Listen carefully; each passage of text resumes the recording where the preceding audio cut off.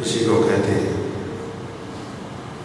میرا نہیں خیال کہ شیخ صاحب کی گفتگو ہے مجھے کچھ کہنا چاہیے، بڑا روحانی کتاب تھا ماشاءاللہ، دل تو کیا ہم تو روح میں اتر جاتے ہیں، کسی نے چاہا ہی نہیں چاہنے والوں کی طرح۔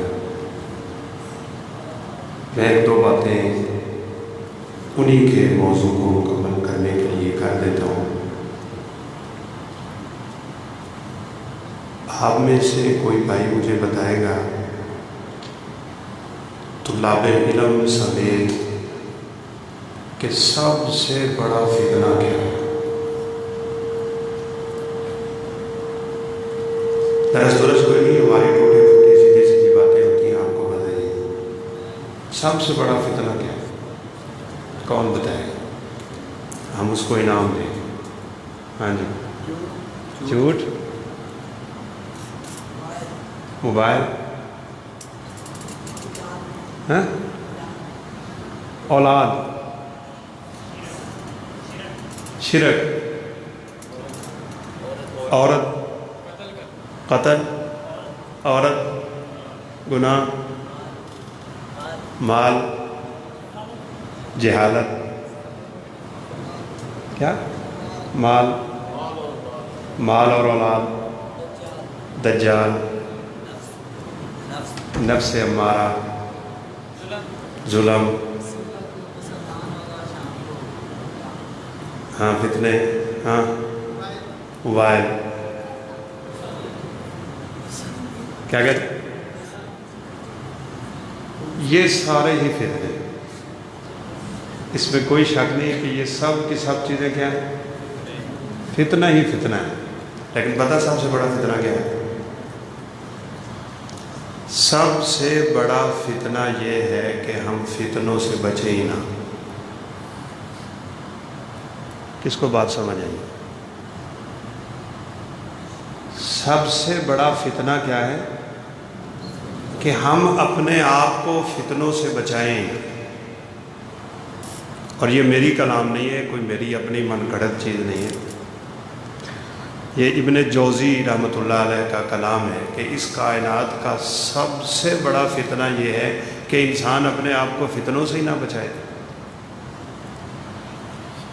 رسول اللہ صلی اللہ علیہ وسلم نے فرمایا ہے کہ تعرض الفتن علی القلوب کالحصیر عودا عودا۔ یہ چٹائی آپ نے دیکھی ہوئی ہے کیسے بنی ہوئی ہوتی ہے؟ آپ نے فرمایا دل پہ فتنے یوں پے در پے گریں گے، فتنے ہی فتنے، فتنے ہی فتنے۔ اللہ سے کرے دور تو تعلیم بھی فتنہ، املاک بھی، اولاد بھی، جاگیر بھی فتنہ، ناحق کے لیے اٹھے تو شمشیر بھی فتنہ، شمشیر ہی کیا نعرہ تکبیر بھی فتنہ۔ اقبال نے کیا خوب کہا۔ غالباً امام شافعی رحمۃ اللہ علیہ نے فتنے کی تعریف ہی یہ کی۔ وہ فرماتے ہیں کہ ہر وہ چیز جو تمہیں اللہ سے دور کرے وہ فتنہ ہے۔ آپ کے سامنے بچوں نے، بھائیوں نے، میرے بزرگوں نے جتنی باتیں کی ہیں یہ سب ہی فتنہ ہے، اس میں کوئی شک نہیں۔ جو چیز بھی اللہ سے دور کرے وہ کیا ہوتی ہے؟ تو آپ آج چلیے چھوٹی سی بات سمجھ لیں میرے عاجز کی، اس دنیا میں 3 طرح کی چیزیں ہوتی ہیں۔ کتنے طرح کی؟ 3۔ پھر عین ممکن ہے میں آپ سے سوال بھی کروں۔ پہلی قسم ان چیزوں کی ہے جن میں خیر ہی خیر ہے، خیر ہی خیر ہے، اور کوئی پہلو نہیں ہے۔ یہ مسجد کیا ہے؟ خیر ہی خیر۔ قرآن پاک کیا ہے؟ نماز کیا ہے؟ روزہ کیا ہے؟ زکوٰۃ کیا ہے؟ حج کیا ہے؟ خیر ہی خیر، یہ خیر ہی خیر۔ ان کاموں کو آپ نے اپنی زندگی میں اتار لینا ہے جن میں خیر ہی خیر ہے، ٹھیک ہے؟ دوسری قسم ان چیزوں اور ان کاموں کی ہے جن میں شر ہی شر ہے، شر ہی شر ہے۔ چوری کیا ہے؟ جھوٹ، فحاشی، عریانی، بے حیائی، نظروں کی حفاظت نہ کرنا، سود، دھوکہ، غیبت، یہ شر ہی شر ہیں۔ ان سے آپ نے اپنے آپ کو بچانا ہے، ہر حال میں بچانا ہے، اللہ میں بچنے کی توفیق۔ تیسری قسم پتہ کن چیزوں کی ہے؟ یہ بڑی خطرناک ہے۔ تیسری قسم کی وہ چیزیں جن میں خیر بھی ہے، جن میں شر بھی ہے، ادھر آ کے بندہ پھنس جاتا ہے، اور یہ چیزیں بغیر علم کے سمجھنا مشکل ہو جاتی ہے۔ جو خیر ہی خیر ہے، سب کو پتہ ہے، نماز، روزہ، زکوٰۃ، قرآن، عبادت، ذکر، اذکار، نوافل، سب خیر ہی خیر ہے۔ شر کا بھی سب کو پتہ ہے، یہ شر ہے، یہ برائی ہے۔ اور رسول اللہ صلی اللہ علیہ وسلم نے تو بڑی پیاری مثال دے دی، ما حاک فی صدرک وکرہت ان یطلع علیہ الناس، جو تیرے دل میں کھٹکتی رہے اور تو دل میں خیال کرے کہ یار کسی کو پتہ نہ لگ جائے، بس یہ شر ہے، یہ فتنہ ہے، یہ گناہ ہے، اس سے اپنے آپ کو بچا۔ رات کو ماں باپ کی موجودگی میں رضائی کے اندر موبائل، اور اس پہ 4G، کیا اب تو 5G بھی آ رہا ہے، اور بعض ملکوں میں 10G آ گیا ہے، اس پہ فلم جب چلا کے بندہ دیکھ رہا ہوتا ہے تو دل کھٹکتا ہے کہ مطمئن ہوتا ہے؟ کیوں نہیں؟ آپ کا دل کرتا ہے کہ اس وقت سب گھر والوں کو پتہ چل جائے کہ آپ کیا کر رہے ہیں؟ جیسے میں نے آپ کو پہلے بھی بتایا تھا، یہ کراچی کی بات ہے، ایک لڑکی نے بالکل سمپل سادہ موبائل جس میں نیٹ تو کیا ٹچ بھی نہیں تھا، میموری کارڈ اس میں ڈلتا تھا، تو وہ گانے سنتی سنتی سو گئی، تو موبائل کی بیٹری گرم ہوئی، آگ لگی اور جل کے راکھ ہو گئی۔ اور ویسے جس حالت میں بندہ مرتا ہے اسی حالت میں اٹھتا بھی ہے۔ یہ باتیں آپ نے مجھ سے انشاءاللہ کئی دفعہ سنی۔ اب جو چیزیں خیر بھی ہیں، شر بھی ہیں، آپ میں سے جن جن لوگوں نے جو بتایا ہے نا، یہ تیسری قسم، کسی نے مال کہا، کسی نے اولاد کہا، کسی نے موبائل کہا، کسی نے عورت کہا، کسی نے کیا کہا، کسی نے کیا کہا، یہ تیسری قسم میں داخل ہے، جن میں خیر بھی ہوتی ہے اور شر بھی ہوتی ہے۔ آپ کو اللہ نے اولاد دی ہے، یہ اولاد آپ کے لیے شر بھی ہے، آپ کے لیے خیر بھی۔ اگر تو آپ نے اپنی اولاد کو خیر کے کاموں پہ لگا دیا تو وہ اولاد کیا ہے؟ خیر ہے۔ اور اگر آپ نے اپنی اولاد کو دوسرے تیسرے کاموں کے لیے چھوڑ دیا، ویسے والدین لگاتے نہیں ہیں، اگرچہ بعض بدبخت لگاتے بھی، لیکن عمومی طور پہ چھوڑ دیتے ہیں، پرواہ نہیں کرتے میری اولاد کیا کرتی پھرتی ہے۔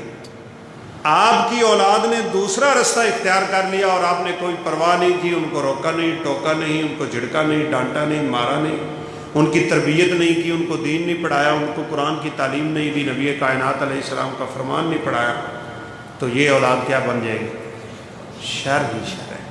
ابھی آپ نے شیخ صاحب کی باتیں سنی، میں تو یقیناً چاہ رہا تھا کہ ایک تو میرے تو زیادتی کی تھی، چوک کے کرسی سے بٹھاتا، اتنے بہنا بڑا مشکل ہوتا ہے سارے کے سامنے، اور دوسرا پھر دعوت بھی دے دی، محترم قاری شیخ صاحب گئے ہوئے بڑے اہم کام کے لیے، بڑی خوبصورت، کم از کم اپنی اولاد میں سے ایک بچہ تو دین کے لیے وقف کر دو، کسی ایک کو تو صدقہ جاریہ اپنے لیے بنا لو۔ یہ بچہ جب قرآن مجید کا ایک حرف پڑھے گا نا، صرف ایک حرف، ویسے تو ماشاءاللہ یہ بچے ہمارے سامنے حافظ قرآن ہیں، منزلیں سناتے ہیں، پورا قرآن سناتے ہیں، تراویحوں میں پورا قرآن سناتے ہیں، ایک حرف یہ بچہ پڑھے گا، کل کو پڑھائے گا۔ سلسلہ صحیحہ کی روایت ہے، شیخ البانی رحمہ اللہ روایت لائے، رسول اللہ صلی اللہ علیہ وسلم نے فرمایا ہے کہ ایک حرف قرآن مجید کا جب پڑھا جاتا ہے، پڑھایا جاتا ہے، اللہ احکم الحاکمین اس کو قیامت تک کے لیے نامہ اعمال میں 10 نیکیاں لکھتے ہی رہتے ہیں، لکھتے ہی رہتے ہیں، وہ ختم ہی نہیں ہوتی۔ آپ نے اپنے بچے کو قرآن پڑھایا ہے، قرآن مجید کے لیے وقف کیا ہے، اپنے بچے کو حافظ قرآن بنایا ہے، دین کی تعلیم کے لیے آپ نے وقف کر دیا ہے، تو یہ خیر ہی خیر ہے۔ اس خیر کو اپنا لیں، اور جس لائن پہ آج ہمارے نوجوان چل رہے ہیں نا، ان سے اپنی اولادوں کو بچا لیں تو آپ اپنے آپ کو شر سے بچا لیں۔ یہی مال ہے، مال بھی فتنہ ہے۔ ابھی بہت سے لوگ کہہ رہے تھے مال سب سے بڑا فتنہ ہے۔ اللہ نے آپ کو مال دے دیا ہے تو 2 چیزوں کا بڑا خیال رکھنا پڑتا ہے، کما کہاں سے رہا ہے، لگا کہاں پہ رہا ہے۔ بڑی اہم بات ہے. کمائی کیسے کر رہا ہے، لگائی کیسے. بعض ایسے ہوتے ہیں جن کی کمائی بھی حرام کی، لگائی بھی حرام کی. استغفر اللہ. یہ مر گئے لوگ، یہ تباہ ہو گئے، یہ برباد ہو گئے، دنیا میں بھی اور آخرت میں بھی تو ان کا کوئی ٹھکانہ اور جائے پناہ ہے ہی نہیں. کچھ لوگ ایسے ہوتے ہیں کمائی تو حلال کی ہوتی ہے، لگاتے حرام پہ، یہ بھی مر گئے. تیسرے وہ ہوتے ہیں جو کمائی حرام کی کرتے ہیں، لگاتے حلال پہ ہیں، یہ بھی مر گئے. اللہ تو پاکیزہ کو پسند کرتا ہے. وہاں سے چوری کیا، یہاں آ کے مسجد میں پیسے ڈال دیے، چنگا بندہ ہے. حرام اور سود کی اور ڈاکے ڈال کے لوگوں سے پیسہ ہتھیا لیتے ہیں اور حج کر کے آ گیا چودھری صاحب، کوئی فائدہ نہیں. ہاں ایک قسم ان خوش نصیبوں کی ہوتی ہے جن کی کمائی بھی حلال کی اور بولے لگائی بھی. یہ مال خیر ہے اور باقی سارے کے سارے مال کیا ہیں؟ شر. موبائل لے لیں. کوئی بندہ ہے جس کے جیب میں موبائل نہ ہو؟ تو بندہ ہے؟ بیٹا ہے ہمارا طالب علم ہے، محسوس نہ کریے گا، ہماری کچھ طبیعت تھوڑی ایسی. یہ کل پرسوں کی بات ہے، ایک شخص کا دفتر میں موبائل گم ہو گیا، کسی نے اٹھا لیا، چوری کر لی. اچھا ایک چیز ہی میری یہ دل کرتا بندہ چپ کر کے چکے رہے جیب پا. بچوں کو بڑا شوق ہے جناب موبائل کا، اور یہ بھی ہمارے لیے فتنہ ہے کہ ہم اپنے بچوں کو چپ کرانے کے لیے موبائل. میں بس میں جا رہا تھا، ایک بچہ روتا تو اس کی ماں گانے لگا کے اس کے ہاتھ میں دے. چھوٹا بچہ دودھ پیتا ہوں، بڑی خوبصورت تربیت ہو رہی ہے. فتنہ. اچھا وہ بیچارہ موبائل تلاش کرتا رہا، ملا نہ. دفتر کا ٹائم ختم ہوا، گھر آیا تو گھر کا ماحول دیکھ کے ہکا بکا رہ گیا. رونے دھونے کی آواز اس کے گھر سے باہر آ رہی تھی. وہ گھر میں داخل ہوا، بیوی رو رہی ہے، اس کی والدہ رو رہی ہے. بیوی نے سامان باندھا ہوا ہے، تیاری کر کے بیٹھی ہے اور اس کے آنے کا انتظار ہو رہا ہے. تو اس نے کہا کیا ہوا؟ کوئی بولتا ہی نہیں. اس نے پوچھا کیا ہو گیا ہے؟ کوئی جواب نہیں دے رہا. وہ بولو تو صحیح کیا ہوا ہے؟ کہا اچھا ہم طلاق دے کے تو گلاں کرنا ہے. لو کس نے طلاق دی ہے؟ کہا یہ دیکھو تمہارا میسیج آیا ہے طلاق. اس نے کہا میرا تو موبائل ہی گم ہوا ہے. فتنہ دیکھے اور مسلمانوں کو تکلیف دینا دیکھے. اس موبائل نے کتنے گھر اجاڑے ہیں، کتنی عزتیں لوٹی ہیں، کتنی جوان بچیاں بے حیا.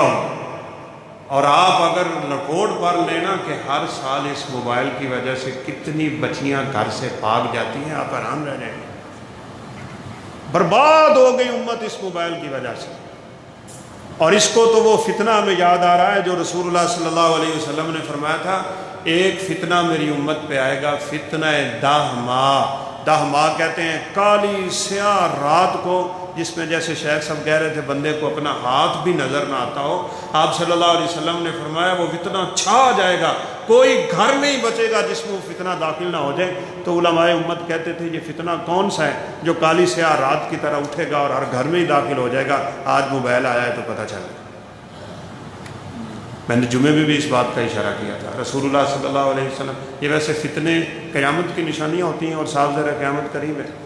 آپ صلی اللہ علیہ وسلم نے فرمایا آدمی اپنے گھر کے صحن میں جھوٹ بولے گا اور وہ جھوٹ پوری کائنات میں پہنچ جائے گا. کوئی مانتا نہیں تھا یہ کیسے ہو سکتا ہے کہ گھر کے صحن اور چار دیواری میں چھپ کے جھوٹ بولا جائے اور پوری کائنات پہ پھیل جائے. آج فیس بک بتاتی ہے فتن. اچھا اس نے کہا میرا تو موبائل گم ہو گیا. تو کس بدبخت نے موبائل پکڑا ہے اور میری بیوی کے نمبر پہ طلاق لکھی. اچھا ہوتا ہے ویسے موبائل میں اپنے گھر کا نمبر رکھ لیا جائے تو فائدہ ہوتا ہے. کوئی ضروری نمبر اپنے گھر کے رکھا کرے. مجھے اتفاق سے بات یاد آ گئی، میں جمعہ پڑھانے کے لیے جا رہا تھا، میں بس پہ بیٹھا تو سیٹ پہ موبائل پڑا تھا. تو میں نے نہیں اٹھایا کہ اٹھاؤں نہ اٹھاؤں کیا فائدہ ہے. بجتا رہا. مجھے اندازہ ہو گیا کسی کا گم ہوا ہے لیکن میں نے نہیں اٹھایا. فتنہ ہے، انسان کا ایمان خراب ہو جاتا ہے. رسول اللہ صلی اللہ علیہ وسلم نے انہی باتوں کی طرف تو اشارہ کیا، یصبح مومنا ویمسی کافرا، صبح کو مومن ہوگا اور شام کو کافر ہو جائے گا، یبیع دینہ بعرض من الدنیا، وہ دنیا کے چند ٹکوں کی خاطر اپنا ایمان ہی بیچ دے گا۔ اچھا وہ ایک بندہ آیا جو چیزیں بیچتے ہیں، تو مجھے کہنے لگا کہ صاحب یہ موبائل آپ کا گرا ہوا ہے۔ میں نے کہا نہیں بھائی میرا موبائل نہیں ہے۔ اس نے اٹھایا اور اٹھا کے کنڈکٹر کو دے دیا۔ تو کنڈکٹر صاحب نے موبائل پکڑا اور مجھے کہا کہ آپ بھائی پھیرو رہنے والے ہیں؟ میں نے کہا جی میں یہیں پہ رہتا ہوں۔ کہا مجھے لگتا ہے یہاں ایک سواری بیٹھی تھی، وہ بھائی پھیرو میں اتری ہے، ایک بندہ تھا، تو ممکن ہے اسی کا موبائل۔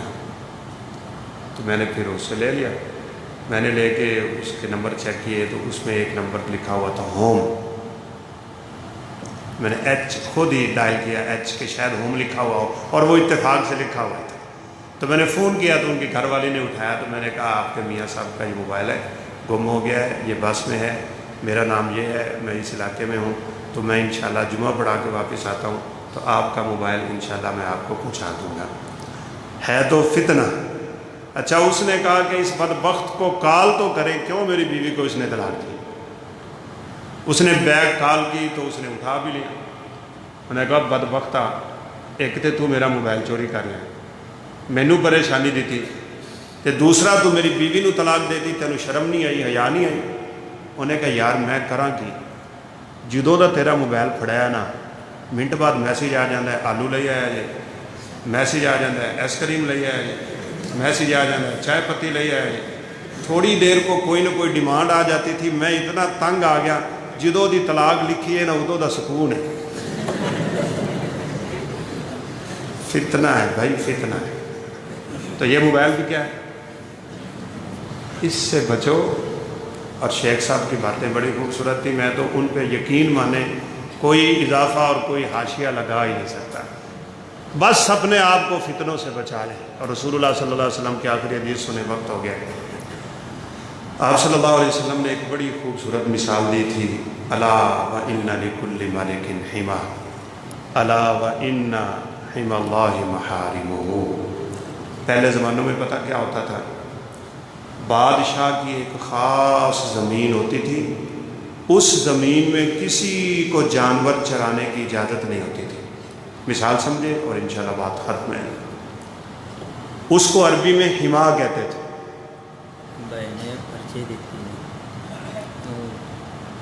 اس کو عربی میں کیا کہتے تھے؟ حما۔ حما کا مطلب ہوتا ہے چراگاہ۔ کیا ہوتا ہے؟ چراگاہ۔ بادشاہ کی خاص زمین پہ کوئی جانور نہیں چرتا تھا سوائے بادشاہ کے جانور کے، اور وہاں بڑا خوبصورت انتظام ہوتا، گھاس پھوس بڑی عمدہ ہوا کرتی تھی۔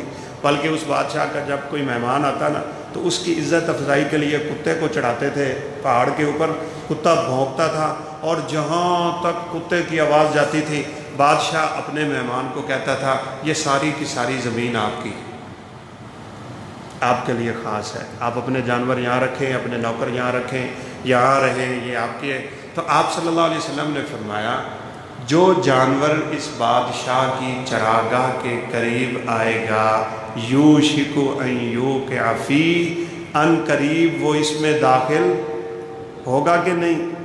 اب آپ یوں سمجھیں کہ یہ مسجد کی چار دیواری ہے اور یہاں بڑی عمدہ عمدہ گھاس ہے اور جانوروں کے کھانے پینے کی بڑی خوبصورت چیزیں ہیں، اور اس کے پرلی طرف کچھ بھی نہیں ہے، سڑیا گھاس ہے۔ تو اگر جانور تھوڑا ادھر آئے گا تو جانور کو کیا شعور، وہ آئے گا اندر کے نہیں، آ جائے گا۔ تو رسول اللہ صلی اللہ علیہ وسلم نے فرمایا اللہ کی حرام کردہ چیزیں اللہ کی چراگاہیں ہیں، تم ان کے قریب نہ ہو، اگر قریب آؤ گے تو ان میں واقع ہو جاؤ، ان کے قریب نہ آیا کر۔ اور قرآن مجید اٹھا کے دیکھ لیں، قرآن میں اللہ نے کہیں بھی نہیں کہا زنا نہ کرو، کسی جگہ پہ یہ نہیں کہا زنا نہ کرو، بلکہ فرمایا وَلَا تَقْرَبُوا الزِّنَا، زنا کے قریب بھی نہ جاؤ۔ ان اسباب سے اپنے آپ کو بچا لو کہ جن کی وجہ سے انسان اس گناہ میں پڑ جاتا ہے، وہ نظریں ہیں، وہ باتیں ہیں، وہ وعدے ہیں، وہ ملاقاتیں ہیں، اور یہ ہے اور وہ، ان سے اپنے آپ کو بچا لو۔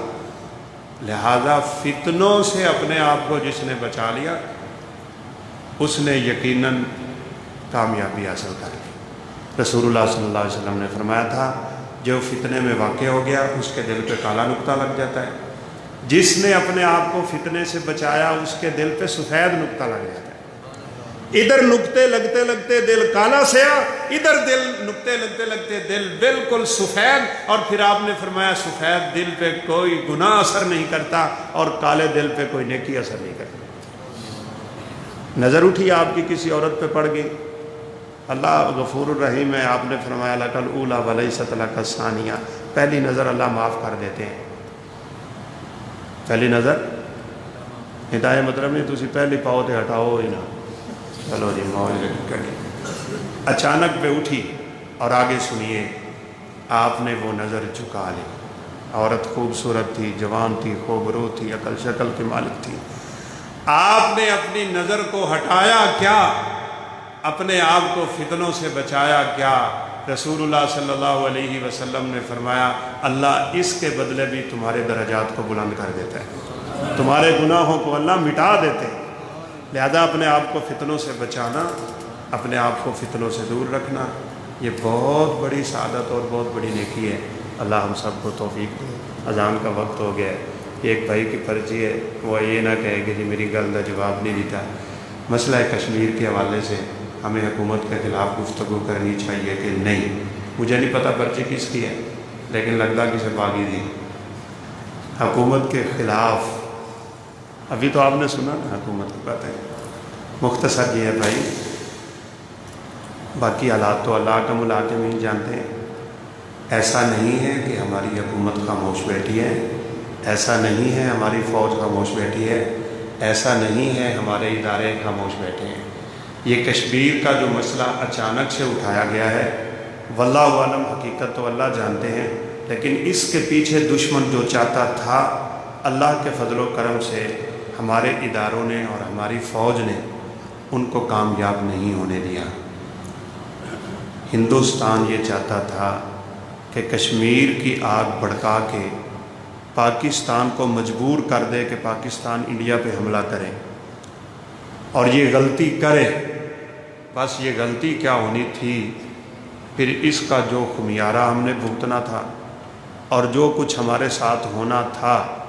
شاید آپ سوچیں کہ میری تنخواہ امیر المومنین عمران خان کی طرف سے آتی ہے، ایسا نہیں ہے، لیکن ہمیں حقیقت یہی نظر آتی ہے۔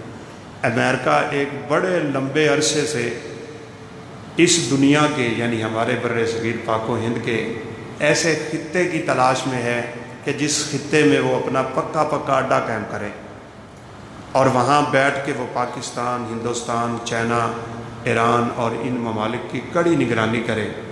اس کے لیے سب سے اہم خطہ گلگت بلتستان، آزاد کشمیر، جموں کشمیر یہ ہے۔ اب وہ چاہتا ہے کہ اس علاقے پہ قبضہ کرے۔ قبضہ کرنے کے لیے کوئی راہ نہیں مل رہا۔ اس نے یہ ہندوستان کو پٹی پڑھائی تھی، آپ یہ کام کریں، پاکستان آپ پہ حملہ کرے گا اور ہم پھر آ جائیں گے، اس لیے کہ پاکستان نے زیادتی کی ہے، یہ میزائل چلا رہا ہے، یہ وہ کر رہا ہے، یہ کر رہا ہے، جیسے افغانستان میں آیا، جیسے عراق میں آیا۔ بس یہ غلطی ہونے کی دیر تھی، امریکہ پہلے تیار بیٹھا تھا۔ اور میں نے تو ایک رپورٹ پڑھی تھی کہ امریکہ کا بیڑا اس واقعے سے پہلے سمندر میں اتر چکا تھا، یعنی اس نے پوری بھرپور تیاری کر لی تھی کہ فوج غلطی کرے گی، حملہ کرے گی اور ہم وہاں پہنچ جائیں گے اور اس علاقے کو ہمیشہ ہمیشہ کے لیے اپنے قبضے میں لے لیں۔ تو اللہ کے فضل سے ہماری فوج نے اور ہمارے اداروں نے بڑی سوچی سمجھی منصوبہ بندی کے تحت اس کام کو قابو کیا ہے۔ اللہ تعالیٰ ان کی حفاظت فرمائے، اللہ ہماری بھی حفاظت فرمائے، اللہ ہمارے کشمیر مسلمان بھائیوں کی مدد فرمائے۔ گلاں اندر دیاں نے کدھرے مینوں تے ڈارے روڑا ہی نہ بن جائے۔ مجاہد بھی جا رہے ہیں، لوگ بھی کشمیر جا رہے ہیں، سب کچھ ہو رہا ہے۔ یہ سارا اوپر سے بیان ہے، جی پھاڑ لو جی پھاڑ لو جی، وہ کرو یہ کرو۔ اس وقت مجھے لگتا ہے جو جنگ ہوگی وہ گریلا جنگ ہے۔ گریلا جنگ کا مطلب ہوتا ہے کہ مارو بھی اور اپنا نام بھی نہ ہے۔ پاکستان نے الحمدللہ اسی جنگ میں افغانستان میں امریکہ کو مارا ہے، روس میں مارا ہے، بڑی بڑی جگہوں پہ مارا ہے، اور ہمارا نام بھی نہیں آتا۔ انہیں کہا ماردہ بھی ہے تو رون بھی نہیں دینا۔ ہمارا اللہ کے فضل سے یہ حال ہے۔ تو آپ مت سمجھیں کہ ہماری حکومت کچھ نہیں کر رہی۔ یہ عمران خان نے جو بھی جا کے بیان دیے ہیں، ایسے آج تک کسی پاکستانی حکمران نے نہیں دیے، سیاسی نے۔ تو اللہ تعالیٰ ان لوگوں کو ہمت دے، طاقت دے کہ وہ دین کے لیے، اہل دین کے لیے، اسلام اور اہل اسلام کے لیے کچھ کر سکیں۔ اللہ تعالیٰ آپ سب بھائیوں کا آنا قبول فرمائے، ہمارا بیٹھنا بولنا اپنی بارگاہ میں اللہ ہم سب کے لیے ذریعہ نجات بنائے، تقدیر آخرت بنائے۔ سبحانک اللہم و بحمدک اشہد ان لا الہ الا انت استغفرک و اتوب الیک۔ جلدی سے وضو کر لیں، پھر انشاءاللہ نماز پڑھیں۔